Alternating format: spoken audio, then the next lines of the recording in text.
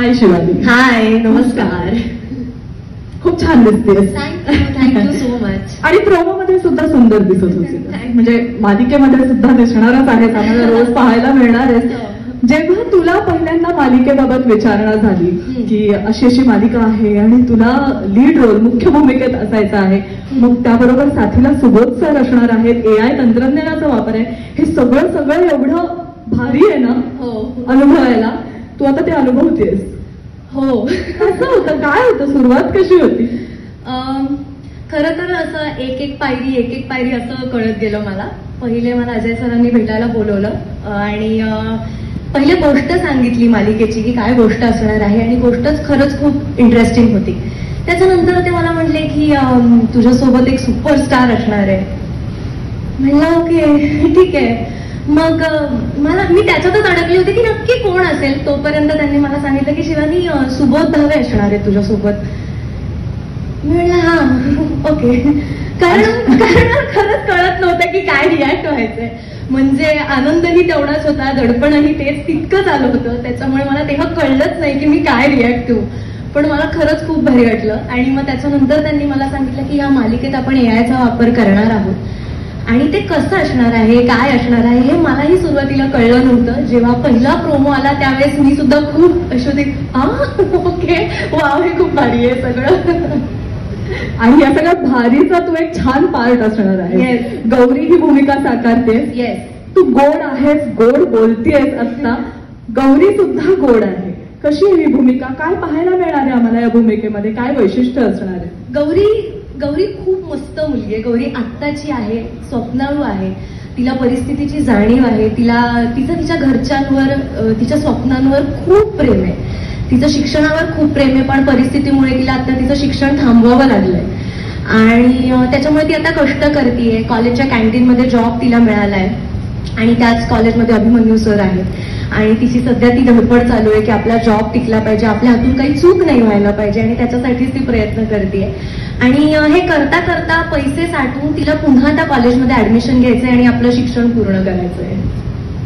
जशी प्रत्येक कलाकाराची आणि अभिनेत्रीची किंवा अशी इच्छुक जी असते की छान अभिनय करायचा आहे, तिची इच्छा असते की अशा अनुभवी कलाकारांबरोबर आपण काम करावं आणि सुबोध सरांबरोबर काम करावं, अशी प्रत्येकीचीच इच्छा असते किंवा प्रत्येकाचीच इच्छा असते. या मालिकेच्या निमित्ताने ती इच्छा तुझीही पूर्ण होते आणि ती इच्छा पूर्ण झाल्यानंतर, ती गोष्ट, ती बातमी कळल्यानंतर तू सुबोध सरांना, म्हणजे सोशल मीडियावर तुझं हे पोस्ट पाहिलेलं आम्ही, की एक छानसं गिफ्ट सुद्धा दिलंस तू. काय होतं ते गिफ्ट, काय सांगशील त्याबद्दल? ते गिफ्ट असं काही ठरलं नव्हतं पहिले की द्यायचं, पण माझा आनंद मला स्वतःपुरता नव्हता ठेवायचा. सो मी माझ्या मित्रमैत्रिणींना एकदा असंच सांगितलं की मी असं काम करतेय आणि माझ्यासोबत, म्हणजे मी सुबोध सरांसोबत काम करते, असं मी त्यांना सांगितलं. तर तेव्हा विषय सुरू झाला. प्रत्येकाची वेगळी गोष्ट होती, प्रत्येकाची वेगळी मत होती आणि सगळेजण म्हणत होते की नाही मला ना सुबोध सरांचं हे काम खूप आवडलं, दुसरं म्हटलं नाही मला ती फिल्म खूप आवडली, मला असं झालं की हा मला ही फिल्म आवडली, असं आवडलं असं. तेव्हा आमच्या लक्षात आलं की अरे हो यार, हे खूप छान आहे, त्यांनी आतापर्यंत जी कामं केली आहेत ती, मग ह्या सगळ्याचं एकत्र करून आपण त्यांना काहीतरी गिफ्ट देऊयात का. म्हणून माझ्या एका मैत्रिणीने मला ते सजेस्ट केलं की असं काहीतरी आपण करूयात का. म्हटलं डेफिनेटली करूयात. आणि मग आम्ही त्यांच्या फिल्मचे सगळे पोस्टर गोळा करून एक छोटंसं गिफ्ट एकत्र करून मध्ये आमच्या सिरियलचं पोस्टर आहे आणि मग तसं गिफ्ट मी त्यांना दिलं होतं. खरंच खूप सुंदर आणि तुम्हाला ते आवडलेलं निश्चितच. खूप छान वाटलं. फक्त मला कधी कधी ना असं कोणी आपल्या कामांचं कोलाज द्यायला लागलं की मला भीती वाटते की आता थांबा. तसं नाही झालं. खूप प्रेमाने दिली ते. मला असं वाटतं तुम्ही खूप कष्ट त्याच्या पाठीमध्ये घेतले ते सगळे करायला, आणि काम सुरू करण्याच्या अगोदरच असं काहीतरी एक दोन कलाकारांमध्ये ना एक फार सुंदर नातं असलं पाहिजे, एकमेकांचा आदर करणार.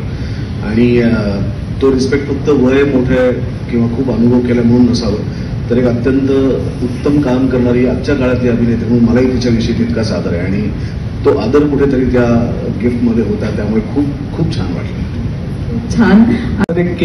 तू केलेला दंगा किंवा तुझा असा कोणता किस्सा आहे का जो आज देखत शिवानी सोबत आतापर्यंत आहे, कॉलेजमधला एखादा किस्सा? माझे पण कॉलेजचे दिवस सरांपेक्षा काही वेगळे नव्हते, कारण मी सुद्धा कॉलेजमध्ये फक्त नाटक करायलाच जायचे. आणि 10वीत असल्यापासून माझं हे ठरलेलं होतं की मला कलामंडळ जॉईन करायचंच आहे ॲट एनी कॉस्ट. मी कुठल्याही कॉलेजला गेले असते तरी मी कलामंडळ जॉईन केलं असतं. माझ्या कॉलेजने मला एक खूप मोठी गोष्ट दिली आहे ती म्हणजे मी आज ह्या क्षेत्रात आहे ते माझ्या कॉलेजमुळे. कारण शाळेत असताना मी डान्स जास्त करायचे, पण कलामंडळात गेल्यानंतर माझ्या ही गोष्ट लक्षात आली होती की आपल्याला अभिनय करायलाही फार आवडतंय, आपल्याला ह्या क्षेत्रात काम करायला आवडतंय, आपण आपलं मन इथे रमतंय आणि ह्याचा कधीच कंटाळा येत नाहीये. सो तिथनं मी या गोष्टीला जास्त सिरियसली घ्यायला सुरुवात केली आणि म्हणून मी आज या क्षेत्रात आहे. सो माझ्या कॉलेजमध्ये मी लेक्चर्स बंक केलेत का? गेलेच नाहीये लेक्चर्सना, बसलेच नाहीये कुठल्याच लेक्चरला, फक्त परीक्षेसाठी मी गेलीये कॉलेजमध्ये. अदरवाईज मी पूर्ण वेळ नाटक, पुरुषोत्तम फिरोदिया हेच केलंय.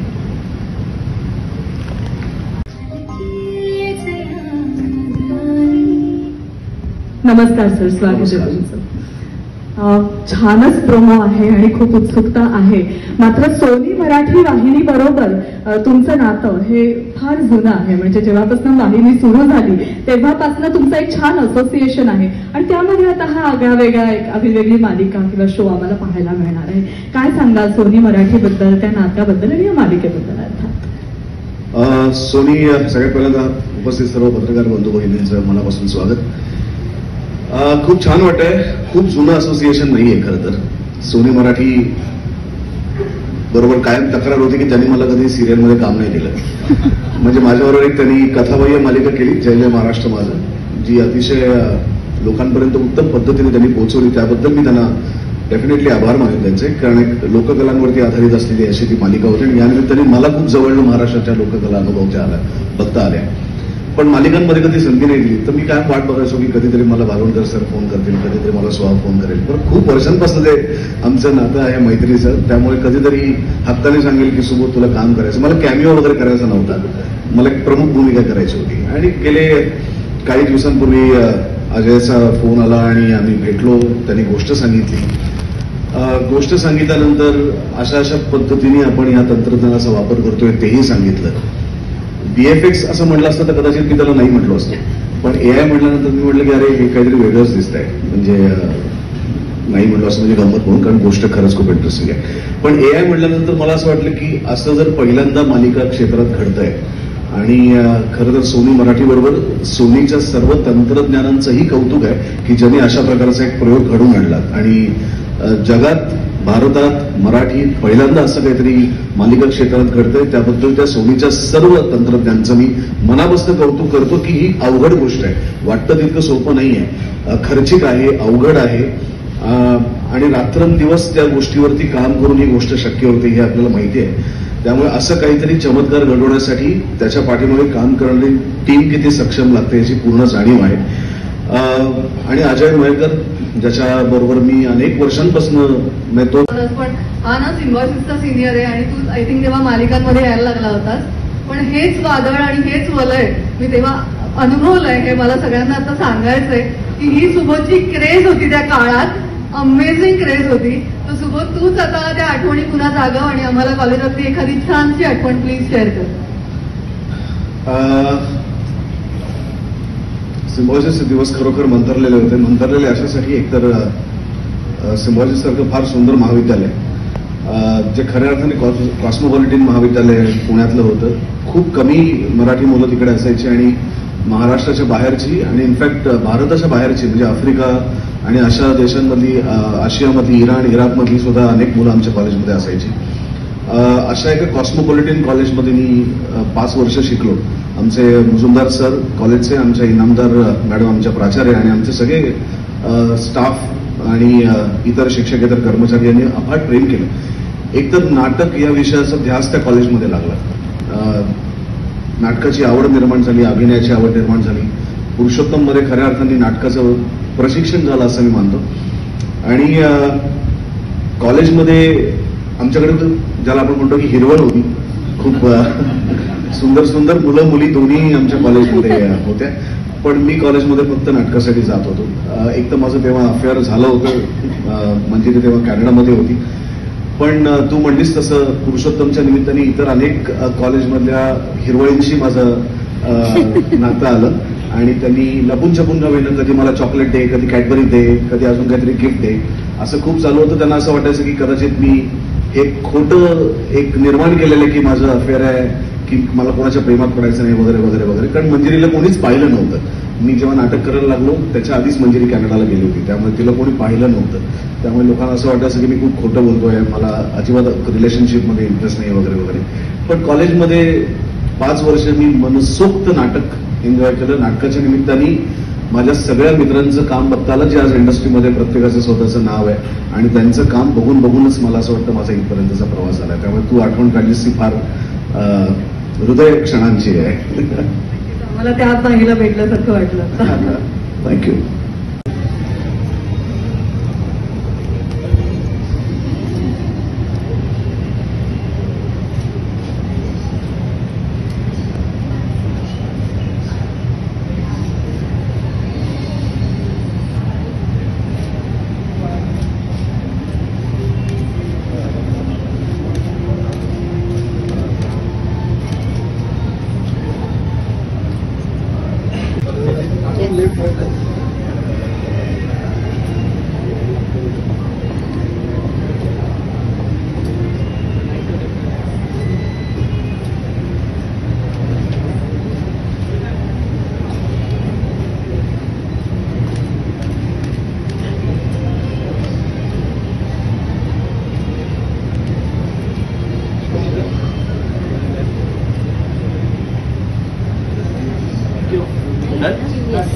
Please settle down. आपण 2-5 मिनिटात सुरू करू.